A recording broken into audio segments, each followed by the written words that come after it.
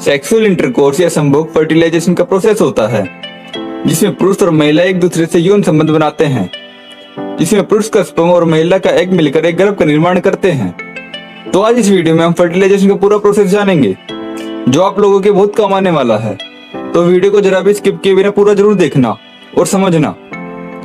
तो sexual intercourse के दौरान वेजाइना में स्पर्म एंटर करने से उसकी जर्नी शुरू होती है। ओव्यूलेशन के टाइम सर्विकल म्यूकस चेंज होता है जिससे स्पर्म सर्विक्स से वेजाइना की ओर जा सके। यूटेरस में होने वाले पंपिंग मोशन और फैलोपियन ट्यूब के सीलेस के कारण स्पर्म को एग तक पहुंचने में हेल्प मिलती है और स्पर्म को एग फर्टिलाइज कर पाता है। इसके बाद फर्टिलाइज एग फैलोपियन ट्यूब से यूटेरस की ओर आता है और फर्टिलाइजेशन के 6 से 12 दिनों के बाद फर्टिलाइज्ड एग यूटेरस लाइनिंग यानी एंडोमेट्रियम से अटैच हो जाता है। इस प्रोसेस को इम्प्लांटेशन कहा जाता है। तो अब बात आती है बेबी फॉर्मेशन की, यानी ये बच्चा कैसे बनता है।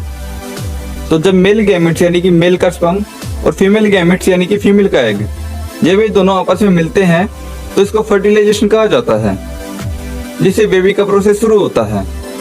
तो बेबी फॉर्मेशन के लिए सबसे पहले जाइगोट का निर्माण होता है और उसके बाद होता है सेल डिवीजन।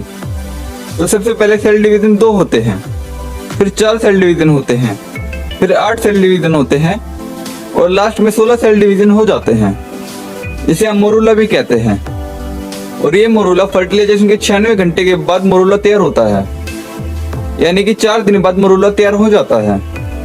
इसके बाद होता है आगे का स्टेज जिसे हम ब्लास्टोसिस्ट कहते हैं। तो ब्लास्टोसिस्ट कैसे बनता है। तो मोरूला में 16 सेल डिवीजन होते हैं। तो जब उन 16 सेल पर म्यूकस लेयर तैयार होने लगती है तो इसका साइज बढ़ने लग जाता है, जिसे हम ब्लास्टोसिस्ट कहते हैं। ये जो प्रोसेस होता है ये फर्टिलाइजेशन के 5वें दिन होता है।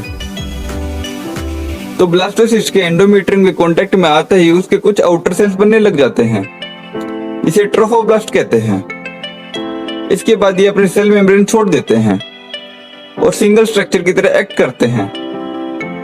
अब भी सिंगल स्ट्रक्चर को सिंस्टियो ट्रोफोब्लास्ट कहा जाता है। इसके बाद ये एंडोमेट्रियम वॉल को चीरते हुए यूट्रिन वॉल से चिपक जाता है और HCG हार्मोन सीक्रेट करने लगता है। HCG एक प्रेगनेंसी हार्मोन है जो एग के कॉर्पस लूटियम को मेंटेन करता है। कॉर्पस लूटियम से प्रोजेस्टेरोन सीक्रेट होता है जिससे मेंस्ट्रुअल साइकिल बंद हो जाता है, यानी कि पीरियड्स आना बंद हो जाते हैं। प्रेगनेंसी टेस्ट में यूरिन या फिर ब्लड में मौजूद HCG डिटेक्ट होने के बाद ही प्रेगनेंसी पॉजिटिव है या नहीं इसका पता लगाया जाता है। HCG हार्मोन होने वाले बच्चे को मां के शरीर में किसी बाहरी टिश्यू जैसे रिकॉग्नाइज होने से बचाता है और प्रेगनेंसी के 3रे महीने के दौरान बच्चे के ऑर्गन्स और टिश्यू बनाने में HCG हेल्प करता है। बेबी डेवलपमेंट के 2रे हफ्ते के बीच में सिंस्टियो ट्रोफोब्लास्ट में लेक्नो नामक के स्पीसीज बनने लग जाते हैं। ये स्पीसीज साथ में फ्यूज होकर एक नेटवर्क बनाते हैं, इसमें डैमेज एंडोमेट्रियम का ब्लड भर जाता है और कोरियोनिक विलाई प्रोजेक्शन जड़ों की तरफ बढ़ने लग जाते हैं और ये माँ के खून से घिरे होते हैं। माँ के खून में ऑक्सीजन और न्यूट्रिएंट्स होते हैं जो इंटरवीली स्पेसेस में एंटर होकर प्लेसेंटल मेम्ब्रेन में डिफ्यूज होते हैं और माँ की कोख में पल रहे बच्चे तक पहुंचते हैं।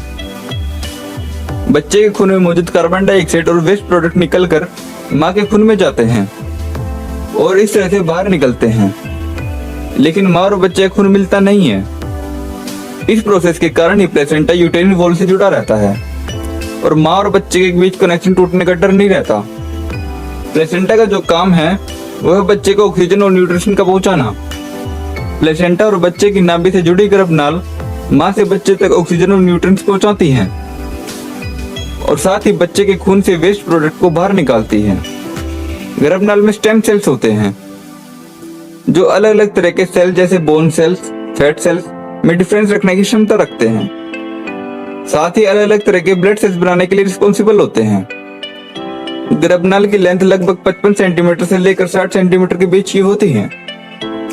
प्रेगनेंसी के 12वें हफ्ते तक प्लेसेंटा पूरी तरह बन जाता है और अपना काम करने योग्य हो जाता है। ये माँ और बच्चे के बीच एसेंशियल सब्सटेंस के exchange, waste elimination, hormone production और इम्यून प्रोटेक्शन के लिए जिम्मेदार होता है और साथ ही टॉक्सिन्स, पैथोजेंस और ड्रग्स को फिल्टर आउट करके बच्चे तक पहुंचने से रोक कर उसे नुकसान पहुंचाने से बचाता है। बच्चे के डेवलपमेंट के लिए सही टेम्परेचर मेंटेन करने का काम भी प्लेसेंटा ही करता है। प्रेगनेंसी के लास्ट तक प्लेसेंटा की ब्लड वेसल्स और भी ज्यादा ऑर्गेनाइज्ड और डेवलप्ड बन जाती हैं और बच्चे की डिलीवरी तक सपोर्ट देती है। जब डिलीवरी का समय आता है तब प्लेसेंटा प्रोस्टाग्लैंडिन जैसे हायर लेवल हार्मोन्स प्रोड्यूस करने लगता है। प्रोस्टाग्लैंडिन सर्विकल ओपनिंग में, सर्विक्स को डायलेट करने में और कॉन्ट्रैक्शन के लिए बेबी को रेडी करने में रोल प्ले करता है, जिससे बच्चे को बाहर निकाला जा सके। लेबर के टाइम के लिए प्लेसेंटा में सफिशिएंट ऑक्सीजन और न्यूट्रिएंट्स रहते हैं, जिससे बच्चे को यूटेरिन कॉन्ट्रैक्शन के कारण ब्लड फ्लो में आने वाले टेम्परेरी रिडक्शन के टाइम भी ऑक्सीजन और न्यूट्रिएंट्स मिलते रहे। यूटेरस में होने वाले इन कॉन्ट्रैक्शन के कारण प्लेसेंटा यूटेरिन वॉल से डिटैच होने लगता है, जो एक नेचुरल प्रोसेस है, जिससे बच्चे की डिलीवरी के बाद प्लेसेंटा को यूटेरस टिश्यू से अलग किया जा सके। बच्चे के जन्म हो जाने के बाद भी यूटेरस में प्लेसेंटा को बाहर निकलने के लिए कॉन्ट्रैक्शन जारी रहते हैं। इन्हें आफ्टर बर्थ कॉन्ट्रैक्शन कहा जाता है, जिससे प्लेसेंटा पूरी तरह डिटैच होकर बर्थ कैनल से बाहर आ जाता है।